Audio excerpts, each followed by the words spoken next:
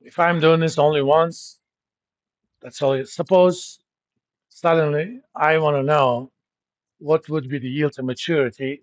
So give me 2,000 if the coupon rate is 20. Then I have to do all of that again.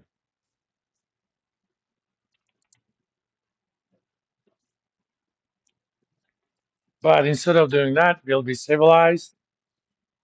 I basically have code behind this file that says if one of the inputs change, including the target value, in the background, do that goal seek thing to make the bond value, target value exactly equal to that left-hand side formula.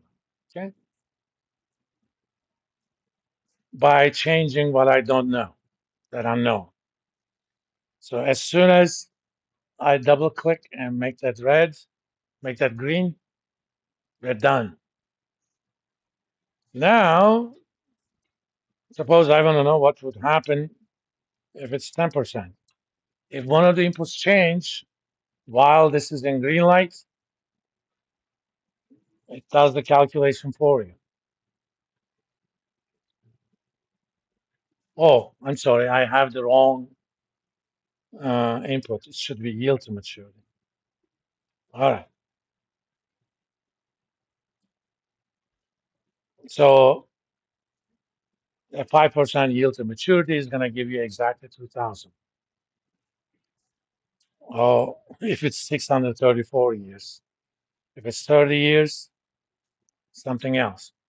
Anytime I change one of the inputs, that goal seek is triggered.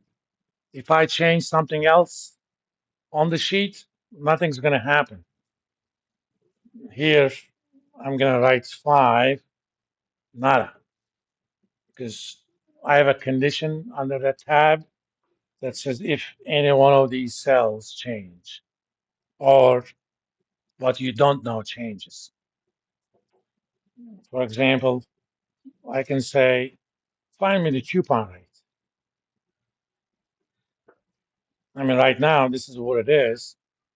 If my yield to maturity is 5%, what value of coupon rate is going to give me a $2,000 value on the bond? And the thing that you don't know is always highlighted in that pink background.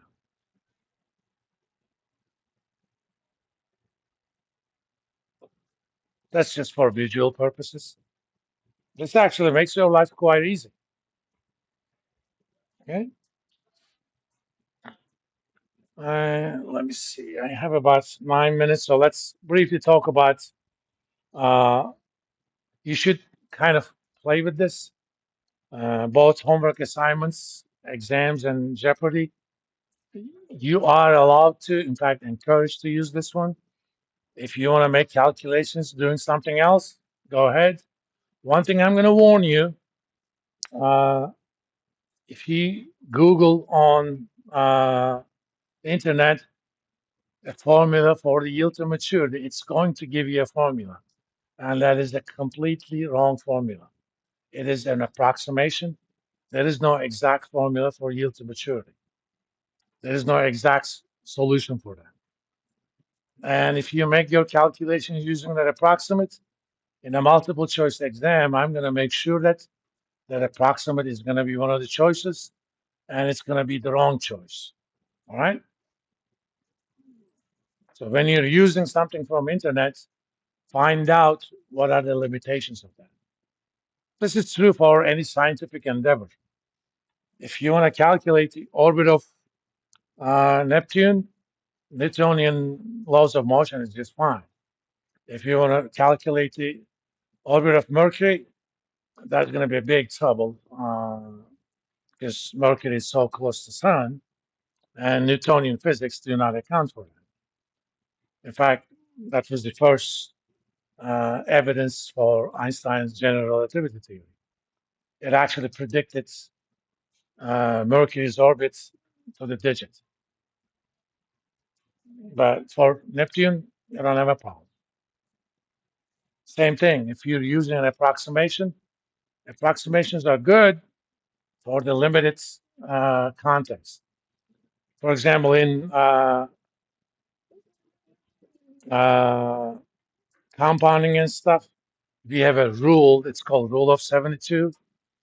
If you wanted to know approximately how long it would take you to double your money, you take 72 divided by the interest rate. So if the interest rate is 6%, it's going to take you approximately 6 years to double your money. But that's only an approximation.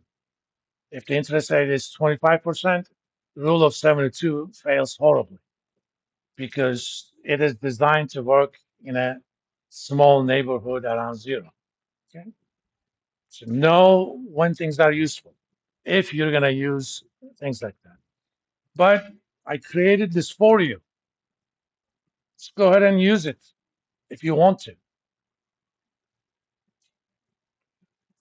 Mm, Let me briefly talk about interest rate risk. Let me go back to setup mode. Let's say, let's start for the same rate, 5%. When yield to maturity is exactly the same as coupon rate, all bonds have a value that's equal to face value, as long as the coupon rate is not zero.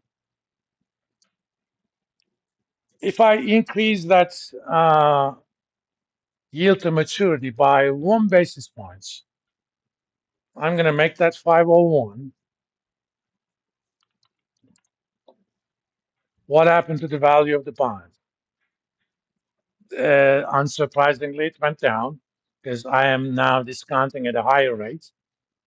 And that's change is about, in fact, I don't have to guess,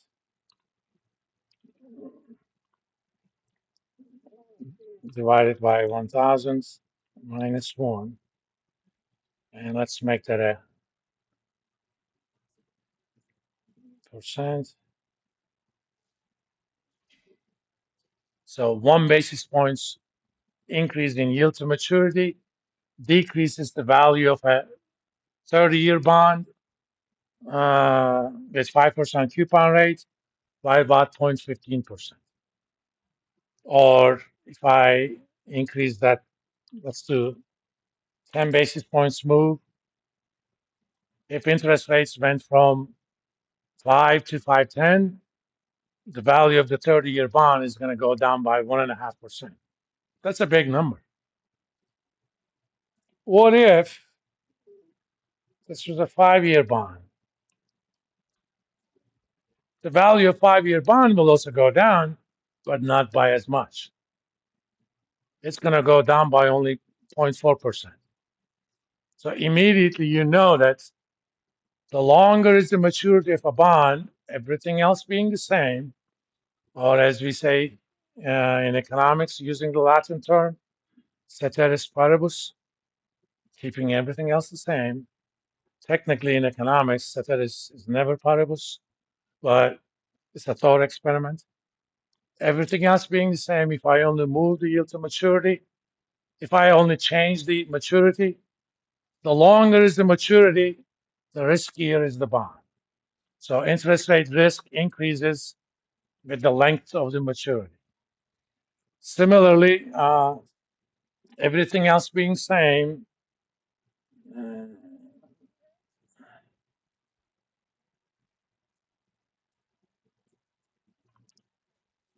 let's do this 5 and 5. Oops.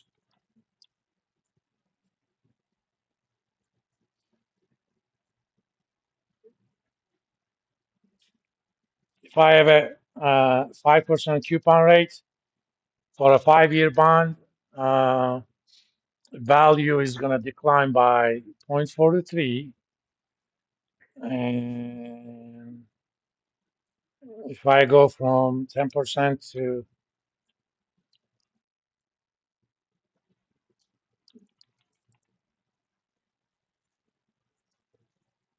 the same 10 basis points move, it's going to decrease the value of a 10% coupon bond only by 0.38%. So the second dimension is everything else being the same, the higher is the coupon rate, the lower is the interest rate risk. That kind of makes sense. When the coupon rate is high, you are effectively getting your money back a little bit earlier compared to 5%. Or let's go to ultimate case.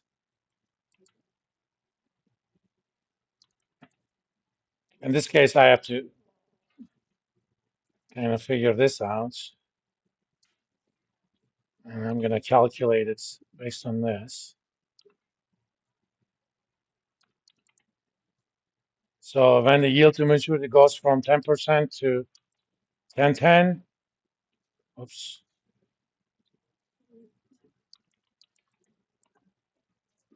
I'm losing 0.47%. You know, zero coupon bond, I'm waiting exactly 5 years to get my money. But if the coupon rate is 20%, I'm getting a lot of my money much earlier than 5 years. So high coupon effect means the effective maturity is lower.